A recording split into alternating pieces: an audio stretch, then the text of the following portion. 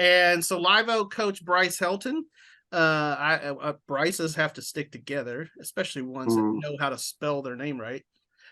Brice with an I called me on Monday to let me know that the Falcons would be moving up from 6-man football to 11-man football. He had actually just told the team and the parents that day. So kind of a two-part question here. One related to Live Oak. How tough of a transition do you think that's going to be moving to really a different style of football? I mean, going from 6-man to 11-man. And then just more of a big picture question. Who else in Central Texas can you see, maybe not necessarily moving from 6-man to 11-man, but like moving up? Who's growing in their enrollment where you can see them growing in a classification, or, you know, in the next realignment period, which comes up this next February, or, you know, maybe a realignment period down the road, like 2 years after that. So yeah, I kind of like how Salina has gone from like 2A to 6A or something like that in the past decade or so. Yeah. Well, you know, to answer the question on Live Oak, it's, you know, it's a long established school now, and it's been sort of, I think, growing for a long time.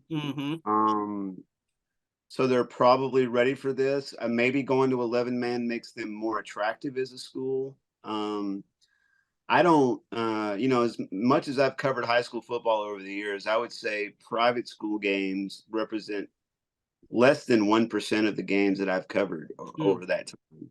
Maybe that's a little bit on the low side. Maybe it's more like 5%, but it's definitely not higher than 5%. Right. So I don't feel like I have a very good grasp of what makes a successful private school in Texas. And Waco has not sustained a lot of long running. Now, Riker is the exception, right? Because, I mean, Mike Shields, the McGregor coach we talked about last week, went to Riker. Johnny Tusa went to Riker. You know, so Riker has been there a long time.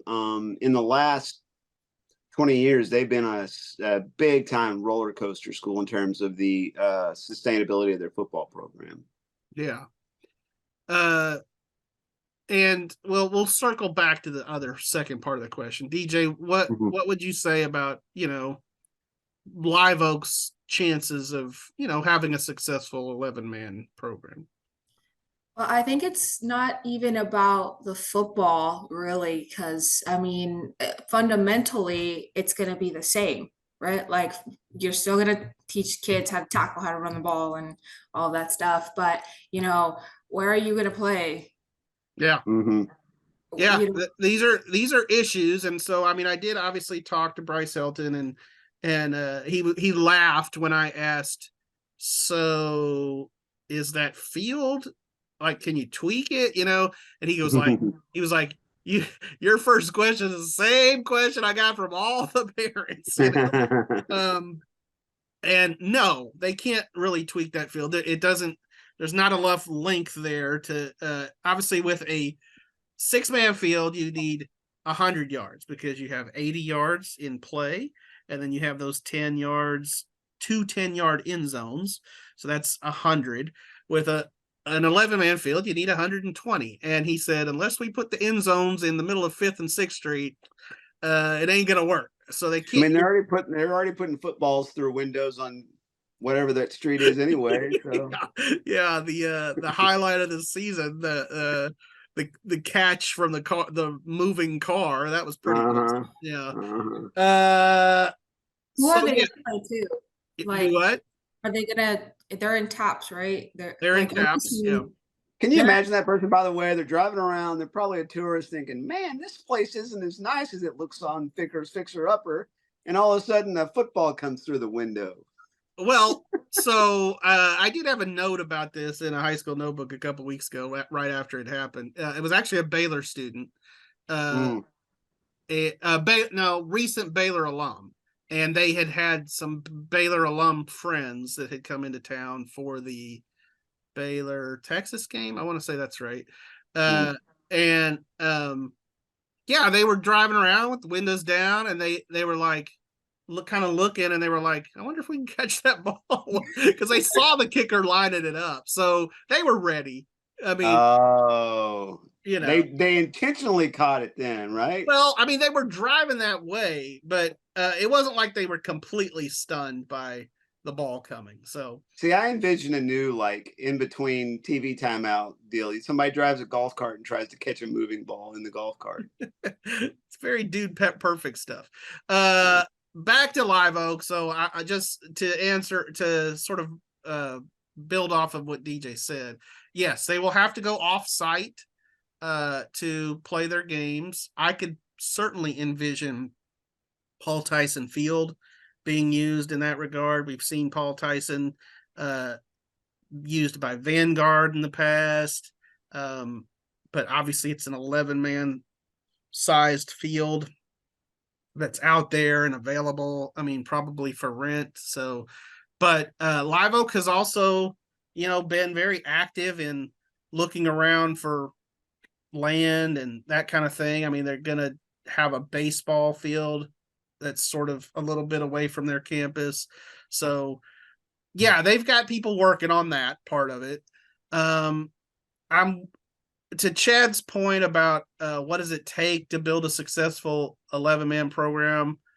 I do feel like Live Oak has something that's important, and that is enthusiasm and participation for the sport. Because so I'll again I'll have a note about TAP's realignment in the high school notebook this week. If you look at it, Live Oak's enrollment, well, it's actually going to be a lot more right now than Riker. Riker's enrollment has gone down. They're down to like 82 students. Right, Live Oak's about 123 in high school. I want to say Vanguard's about 134, 140 something. Vanguard's going to play 6-man football with more students in their school than Live Oak has.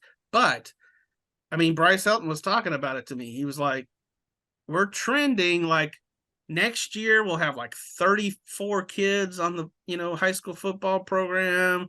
Like 3 years from now, it would be like 50. I mean, just based on sort of their junior high numbers. Too many to play 6-man, really. Right. It is too many to play 6-man. So they're doing let the me right thing. Let me make a point about Vanguard playing, because I was talking about the sustainability and the consistency of private schools. Vanguard has been around a long time too.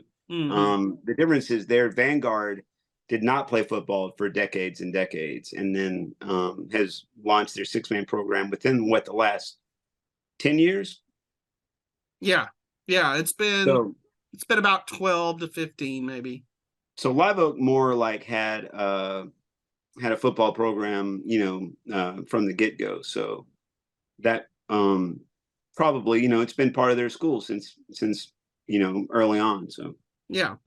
And I will just, to answer that other part of my other question, I feel like China Spring is one of those that I can see being 5A. Maybe not, obviously not this next realignment. I'd have to look at the numbers, but not too far down the road. That was going to be my answer. I mean, they've got the room to expand. They've got the facilities to expand, I think. You can see them being, kind of Waco's Lake Belton. Yeah, absolutely.